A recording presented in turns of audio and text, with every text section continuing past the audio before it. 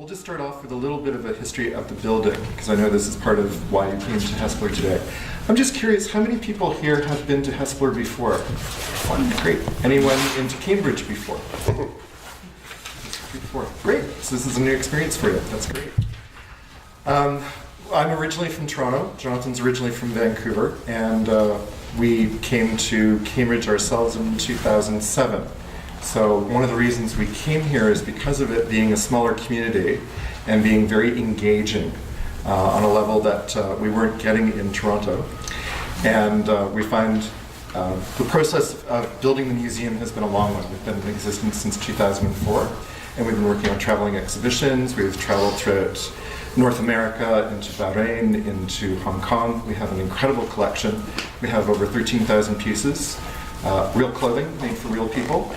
And it dates from the mid-1700s up to the present day. So the needs that we have are for storage as well as for public facility.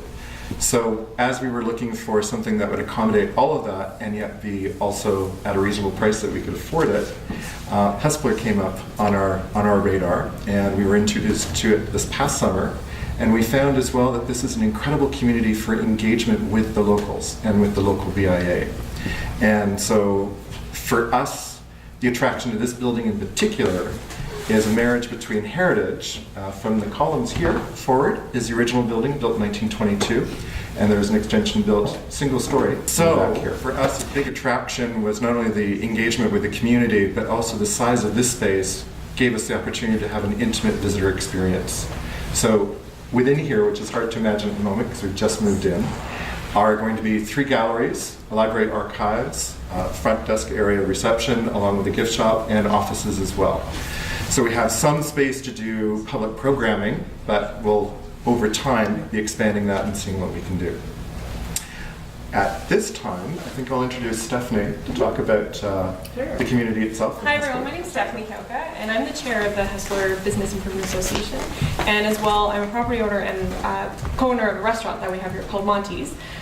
So my involvement is multi-layered and multifaceted, where we're always wanting to promote not only people coming to Cambridge, but also our little town of Hespeler.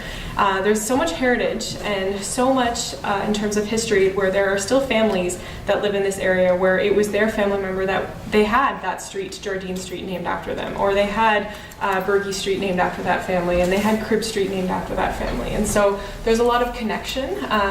Jacob Hespeler was the main founder of the area, such it's named after him, and his building and his old home that's off of Gulf Avenue is still there, which won't be necessarily part of the tour today, but there's just some very old Moore Estate homes that are here that are very much acknowledging the people that used to live here. Promote the stories of Hespeler and the layers from everything from textiles. So we have an old textile factory that used to be here, an old mill that's part of the Speed River, which is just beautiful to look at, and I'm really happy it's sunny today for you guys to be able to see. And currently the old mill building, which was then part of American Standard for quite a few years, over a few decades I think, so American Standard being different more bathroom accessories and bathroom parts and otherwise pieces that they had built with their factory. It's now been passed on to another company that they're pushing for it to be Riverband Lofts. So it is not yet a full condo development. The sales store isn't open for you guys to check out, but we can at least show you the outside of the building and for you to have an appreciation about how some people will, hopefully, crossing our fingers, because we really look forward to the opportunity,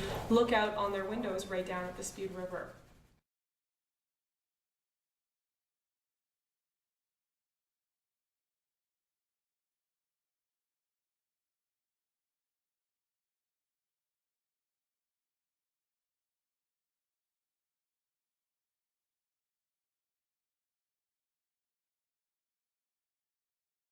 Within our street itself, there are stores and restaurants and different businesses that have kept changing over more than once. And our restaurant has been in one smaller space to another that we still have people come in and eat at our restaurant day to day, and they'll say, I remember when it used to be such and such.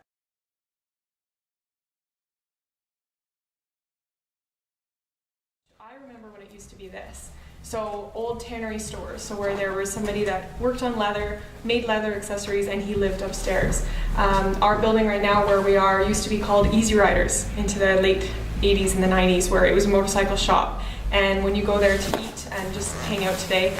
You'll also have a chance that you can even see little elements where beyond the limestone walls that are still original, the floors that are original but we've stained them, you can see actual motorcycle parts that have been cemented into the floors, and there's just a lot of history within all of these buildings. We're really proud that Hespeler is right off the 401. So as much as your drive wasn't the best today, once you got off the 401, you were here within 5 minutes. And we're proud that we're easy access. We're only just 10-15 minutes to the north that you can hit Guelph, and then you continue that gateway to the north into the beautiful areas such as Elora and Fergus. And then likewise, if you were to go more south, you're 45 minutes, you're in Stratford. So we have a lot of great accessibility, 30 minutes to Hamilton, etc. So there's a lot of different growth in this area. And beyond Hespeler itself, we have Conestoga College, Wilfrid Laurier, University of Waterloo, etc. And that just continues to grow.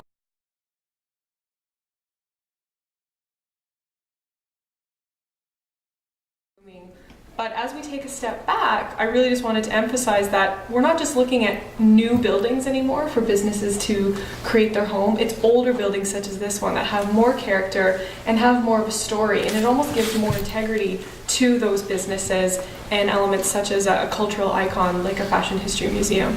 So we're really excited to have you here, and I don't want to ramble on too much because I know you guys would probably love to get out and walk out in the sun.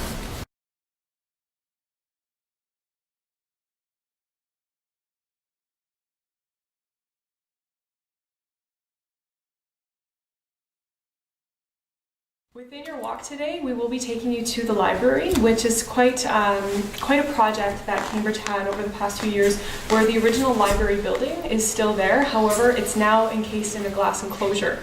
And for the outside perimeter of the library, within the different stairways, there's an art gallery that they use on the outside. So it gets lots of light, but you can still see the original components of the building, and that's right beside our original town hall and our fire hall as well.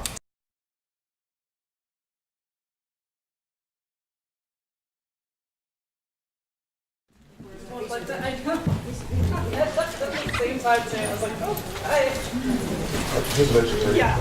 Yeah, there's people on the screen. Great. It's like if you're automatically aware. You're like, oh, hi. So this isn't, don't force yourself. All right.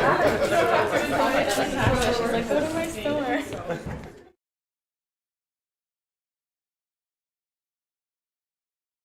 Green painter tape, and that's sort of outlining where we intend to actually have our things set up.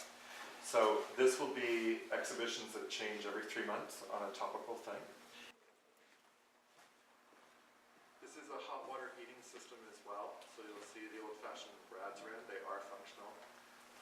During the big ice storm that we had, this was vacant, and so the heat had been turned down so low that unfortunately they froze, and we lost a few of them, so they're gradually going to be replaced, but it's on the list of to-do.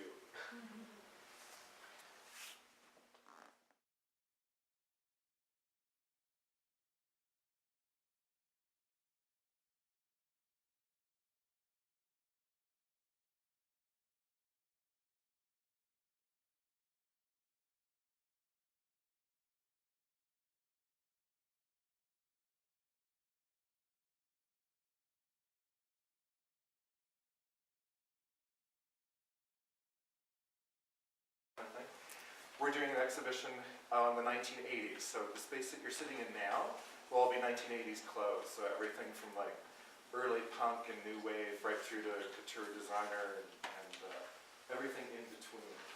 So we're aiming to open in June.